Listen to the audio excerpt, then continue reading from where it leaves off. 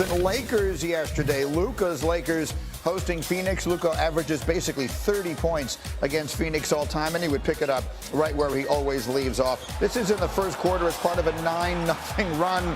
Luka doing Luka things and chirping at KD. Lakers up 11 immediately. Later in the quarter, I don't really know how to explain the defense here. Look how open Luka Doncic is on this shot. Everyone in the world stunned by it, not the least of which was Luka himself. I've never been open so much in my life. You're not getting out in the playoffs, you know that. KD, to which many may reply, playoffs? Not so sure about that in Phoenix. 5 minutes to go in the third. Lakers up a dozen. More from Luka. Their lead would be 12 after 3. Halfway through the fourth now, the lead is 11. Doncic, 33 points, 11 rebounds, 8 assists. KD had 21, but not near enough. Lakers get the win 107-96, and maybe most important of all, LeBron James had his first on-court workout since suffering his groin injury yesterday. Sham says he will still miss at least a week.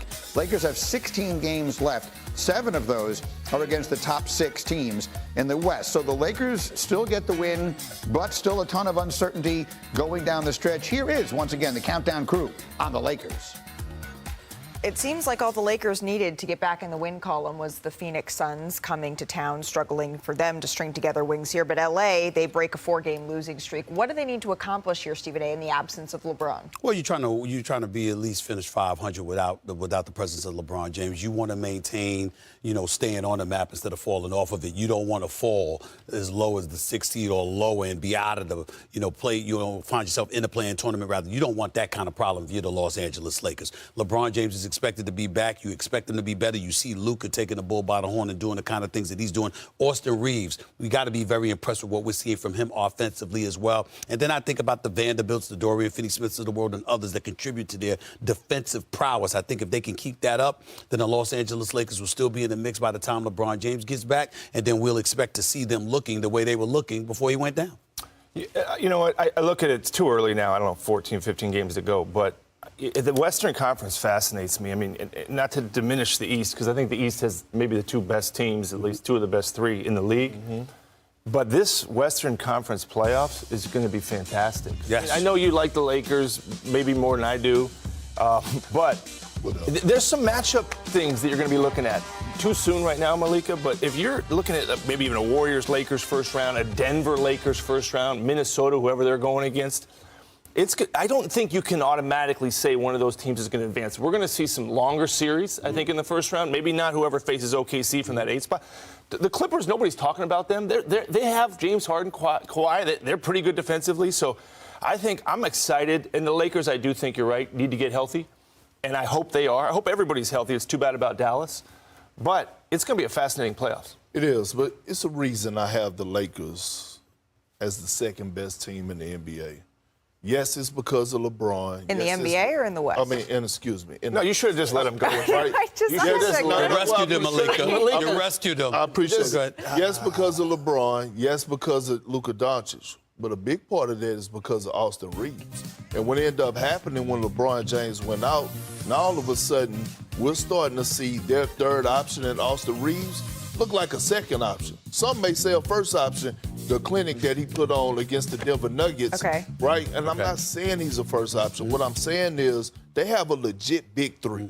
Right, Bob? You and I were discussing last week, like, Austin Reeves is not a role player anymore.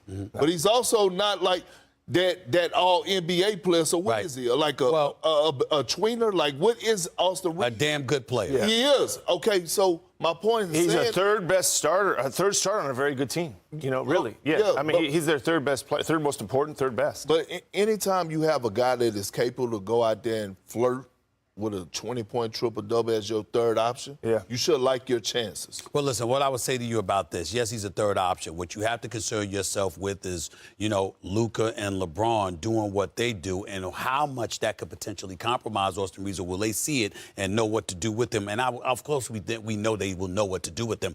But you always have to worry about that, particularly come playoff time. Here's a team that I'm going to throw out because nobody mentions.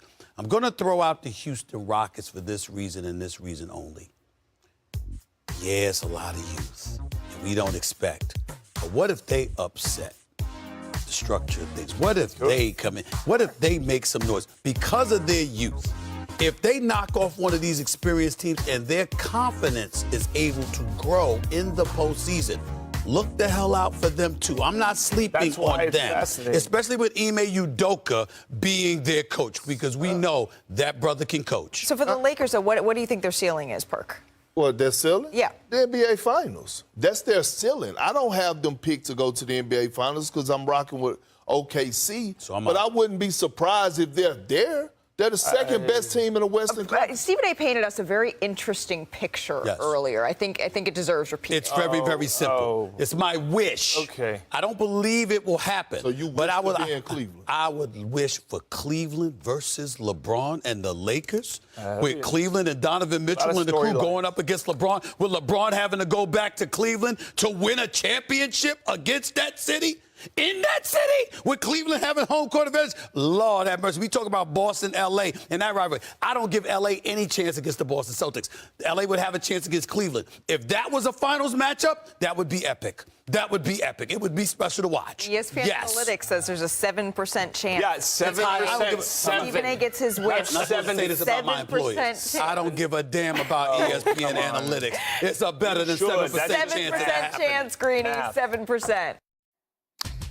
All right, Malika, thanks. We got a month. Tournament time for some bracket busters on the men's side. 11-seeded VCU. These Rams are taking on 6-seed BYU.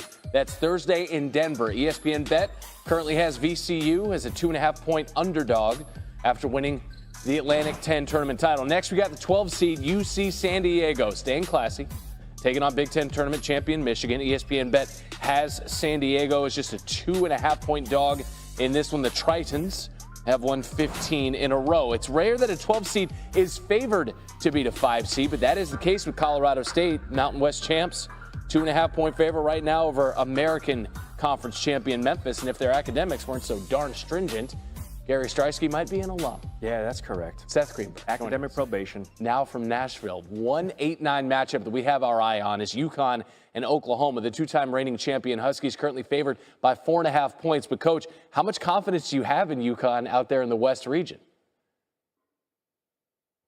I'm cautiously optimistic. And the reason I'm cautiously optimistic is because styles make fights. And if you look at this Oklahoma team, they have what basically UConn has struggled with all season long. Terrific guard play. Jeremiah Fears has a little Kyrie Irving in his game. He's dynamic off the bounce. His ability to get downhill, make plays, score it, pitch it out. They play 3 guards, basically almost 3-point guards, with Kobe Ellis or Duke Miles. So those 3 guards are going to put a lot of pressure on the weakest part of this UConn defense. That's their perimeter defense. So, and even if they get by this game, the next game they would have to play Florida. Now, Florida is this year's UConn. They're Noah's Ark. They have 2 of everything.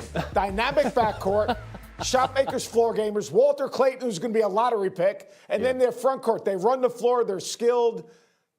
When I look at this Florida team, they remind me of UConn the last 2 years. They might potentially dominate this year's NCAA tournament. Okay, so that chalky, right? Florida's a 1 seed. We did talk about a double-digit seed in the 12 seed out of Colorado State being favored in their matchup. So maybe they're the answer to this question. Coach, field-wide, okay, which double-digit seed has the best chance of making it to the Sweet 16?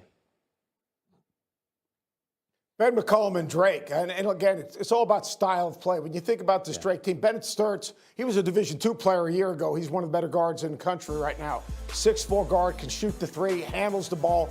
But it's this Drake team. They have experience, but they have a lot of D2 experience. But you know what they have experience in? Winning.